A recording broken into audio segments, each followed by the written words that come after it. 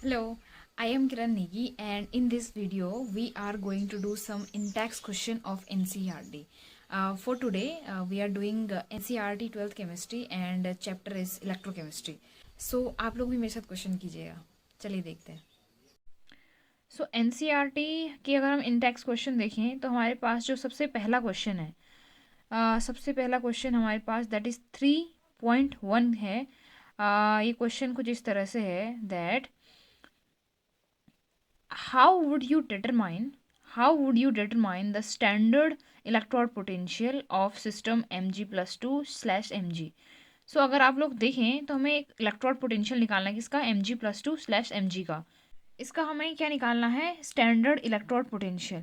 सो हमारे पास जब कोई एक सिंगल सेल दिया होता है, क्योंकि ये तो हाफ सेल है तो हम इसको क्या कहेंगे सिंगल हाफ सेल.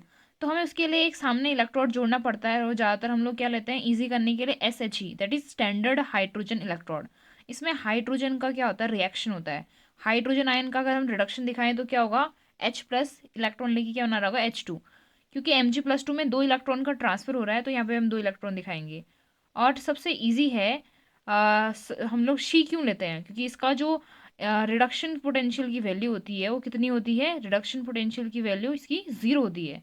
तो इससे हमारे पास जो टोटल ई सेल आएगा वो किसका आएगा हाफ सेल. किसका हाफ सेल Mg+2/Mg. क्योंकि जो शी यानी हाइड्रोजन इलेक्ट्रोड होगा उसका तो 0 होगा तो ओवरऑल किसका हो जाएगा वो सिंगल हाफ सेल का जिसको हमें मेजर करना है. एंड हम लोग जानते हैं दैट ई सेल की वैल्यू क्या होती है ई कैथोड माइनस ई एनोड. यहाँ पे कैथोड और एनोड में वैल्यू रखिए हम लोग टोटल ई सेल निकाल देंगे जो हमारे पास किसका आ जाएगा एग्जैक्ट वैल्यू हमारे पास जो हाफ सेल होगी उसका आ जाएगा. सो इस तरह से हमारे पास ई सेल की वैल्यू आएगी. अगर हम देखें तो कैथोड पे क्या आएगा हाइड्रोजन इलेक्ट्रोड, यहाँ पे होगा रिडक्शन और Mg+2 इसमें होगा ऑक्सीडेशन. इस तरह से इसकी वैल्यू आएगी. ये हमें नहीं करना है, हमें सिर्फ रीज़न देना था और हम दे चुके हैं. कैसे पता करेंगे SHE लगा के. सो नेक्स्ट क्वेश्चन करते हैं. नेक्स्ट क्वेश्चन है can you store copper sulphate solution in zinc pot. क्या हम लोग कॉपर सल्फेट की सॉल्यूशन को जिंक पॉट में स्टोर कर सकते हैं नहीं कर सकते हैं. तो इसका सिंपल आंसर है अगर ये आपस में रिएक्ट नहीं करेंगे तभी हम इसको स्टोर कर सकते हैं.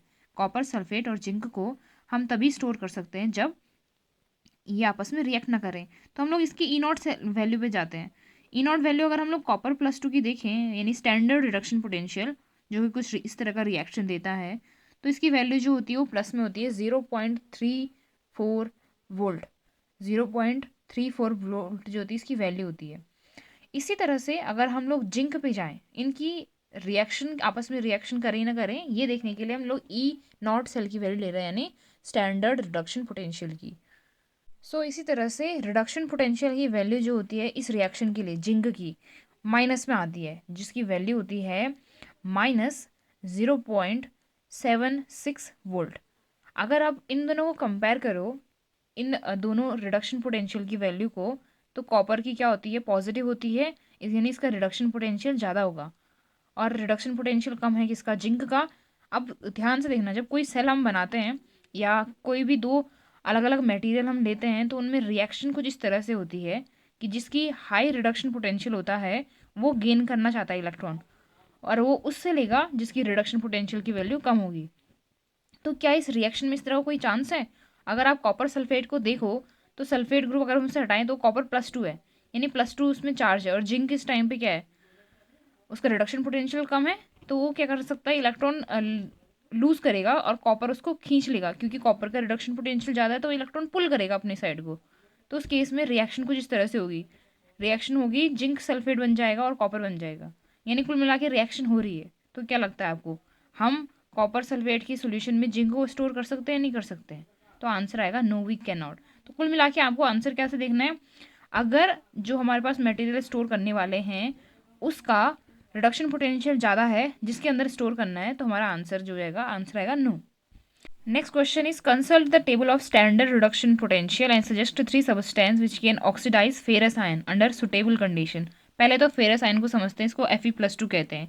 इसी तरह इसका एक भाई भी होता है जिसको फेरिक आयन कहते हैं वो Fe+3 होता है ध्यान देना.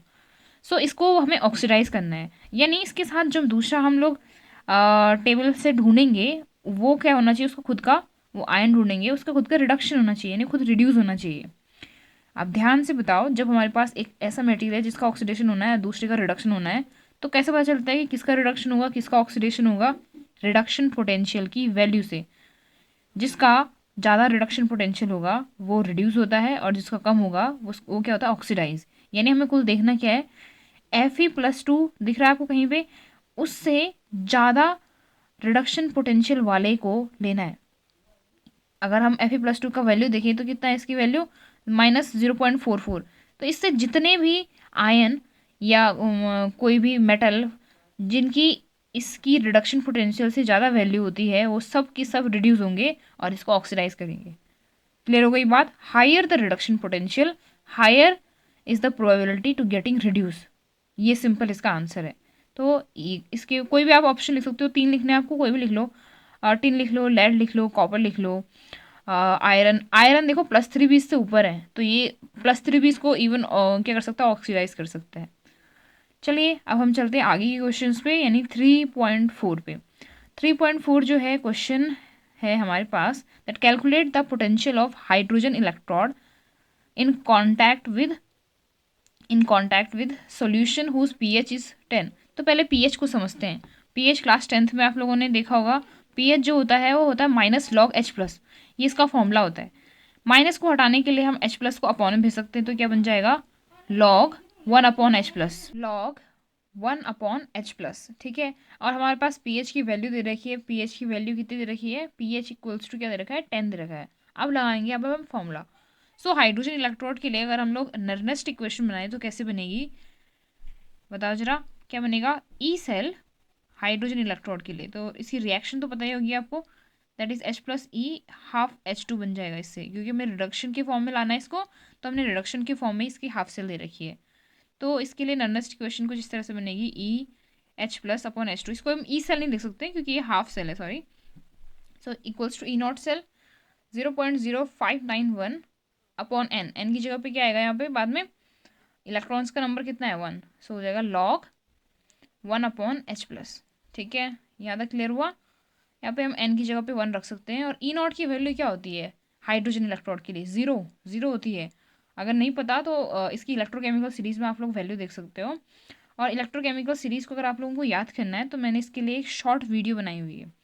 खैर यहाँ चलते हैं। तो देखो log 1/H+ की वैल्यू में पता थी कितनी? 10। तो हमने उसकी जगह पे क्या पुट कर दिया? 10 पुट कर दिया। अब आगे क्या होगा? हम लोग जो मल्टीप्लाई है उसको पहले सॉल्व करेंगे, तो हमारे पास क्या आ जाएगा? अगर हम 0 को नहीं भी लिखे तो चलेगा, माइनस में ही है 0.0591 इंटू 10/1 इक्वल्स टू जाएगा -0.591। ये हमारे पास आंसर आ गया।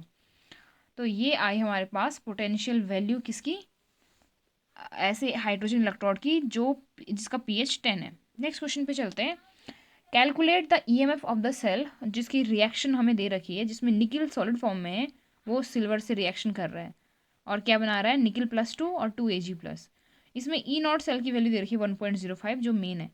नर्नेस्ट इक्वेशन से ही हम लोग अपना आंसर निकालेंगे, ध्यान से देखना। ई सेल इक्वल्स टू क्या आएगा? E0 cell. ये पूरा सेल है ना, क्योंकि मैं पूरी रिएक्शन दे रखी है, तो इसलिए हम लोग ई सेल लिख रहे हैं। 0.0591/n। n की जगह पे यहाँ पे कितने इलेक्ट्रॉन हो रहे हैं? ध्यान से देखना, n की जगह पे कितने इलेक्ट्रॉन जा रहे हैं? अगर हम नंबर ऑफ इलेक्ट्रॉन्स n की जगह पे लिखना चाहें, तो अगर आप लोग रिएक्शन देख पा रहे हो तो सिर्फ Ag को देखना जरा एक बार। Ag+ से Ag बन रहा है, केवल एक इलेक्ट्रॉन क्या हो रहा है? गेन कर रहा है। लेकिन स्टाइक्योमेट्रिक कोफिशिएंट 2 है, तो टोटल n की जगह पे 2 आएगा। लॉग प्रोडक्ट अपॉन रिएक्टेंट होता है, और इसमें हम जानते हैं कि हम लोग सॉलिड मेटल का कंसंट्रेशन 1 रखते हैं, तो हमारे पास क्या बचेगा? प्रोडक्ट की जगह पे केवल Ni+2, क्योंकि Ag यानी सिल्वर सॉलिड फॉर्म में 1 हो गया, और नीचे Ag+ आएगा। अब क्योंकि उसके आगे स्टाइक्योमेट्रिक है तो उसका स्क्वायर हो जाएगा। वैल्यू पुट करिए जरा इनमें। n की जगह पे आप 2 लिखेंगे हम, log 10। Ni की जगह पे कितना आ रहा है? Ni का कंसंट्रेशन हमें दिया हुआ है, क्योंकि कंसंट्रेशन की फॉर्म है 0.10160, और Ag+ 0.002, क्योंकि स्क्वायर है तो इसका भी क्या हो जाएगा? स्क्वायर। नेक्स्ट आगे इसी को सॉल्व करते हैं हम लोग। थोड़ा इजी करने के लिए हम लोग इसको दोबारा से लिखते हैं। 0. वोल्ट लिखना ज़रूरी नहीं है, क्योंकि वोल्ट तो एक क्या है? एक तरह की यूनिट है। तो 0.0591/2 log 10। log 10 समझते हो ना आप लोग? लॉग टेबल रहती है आपके पास की। तो जो वैल्यू रहती है लॉग टेबल में वो log 10 की रहती है। 0.2 इंटू 0, क्योंकि स्क्वायर है ना तो 2 बार लिख देंगे हम इसको। अब देखिए ऊपर नीचे पॉइंट्स कट सकता है क्योंकि पॉइंट के पीछे 3 प्लेस हैं। बचेगा क्या 2। इस 0.002 को हम 2 इंटू 10⁻³ भी लिख सकते हैं। हमने पॉइंट को क्या कर दिया, उधर खिसका दिया राइट साइड को। तो हमारे पास इक्वेशन क्या बनेगी, वोल्ट नहीं लिखना है, 0.0591 अपॉन n की जगह पे हम रख दिया 2 log 160 अपॉन 2 इंटू हमने क्या लिख दिया उसको 2 इंटू 10⁻³ अब हम इसको 2 से अगर हम 160 को काटें तो कितना आर बच रहा है, पहले लिख लेते हैं इसको। 591 अपॉन 2 log 10, अगर हम उसको काटे 80 एंड उसको काटे फिर 40 बचेगा। ठीक है, क्या बचेगा टोटल 40। फिर 10⁻³ को ऊपर भेजेंगे तो 10⁻+3, यानी हमारे पास क्या बचा, ऊपर बचा 40 इंटू 10⁻+3। +3 ध्यान देना, प्लस क्यों, क्योंकि नीचे माइनस में था तो ऊपर जाने पे क्या हो गया प्लस। इस जीरो को भी हम क्या भेज देंगे, उधर भेज देंगे, तो क्या बचेगा अभी 40 के पीछे जो जीरो था हमने उधर भेज दिया तो 10⁻4 हो जाएगा, एक जीरो और बढ़ गया। अब ध्यान देना यहाँ से इम्पॉर्टेंट चीज़, जब लॉग के पीछे 2 नंबर क्या होता है मल्टीपल में होते हैं, जैसे हमने for example log a into b ले लिया, तो ये खुल के इक्वेशन क्या हो जाती है log a plus log b। इसी तरह से हम इस इक्वेशन में भी डाल सकते हैं, तो हमारे पास इक्वेशन क्या बन जाएगी इसकी, 1.05 minus 0.0591 upon 2 log 4 plus log 10⁻4। Clear हो गया, फॉर्मूला है एक तरह का, याद रखना है इसको। अब यहाँ से हम लोग log की वैल्यू रखेंगे तो मान लीजिए चीज़ें क्या हो जाएंगी ईजी। ठीक है, अगर log की अब वैल्यू आप लोगों को याद रहे 10 तक तो आपके लिए चीज़ें बहुत ईजी हो जाएंगी। ठीक है, इस चीज़ का ध्यान रखना, log की वैल्यू को एटलीस्ट 10 तक याद करना। बाकी थोड़ा सा आप लोग क्या कर सकते हो, नंबर को मल्टीप्लाई में लाके इन्हीं फॉर्मूलों से, एक ये log a into b equals to क्या होता है log a plus b, log a plus log b, और इसी तरह से दूसरा होता है log a upon b equals to क्या होता है डिवाइड वाला log a minus log b। ये 2 फॉर्मूले बहुत ही इंपॉर्टेंट है, काम आएंगे।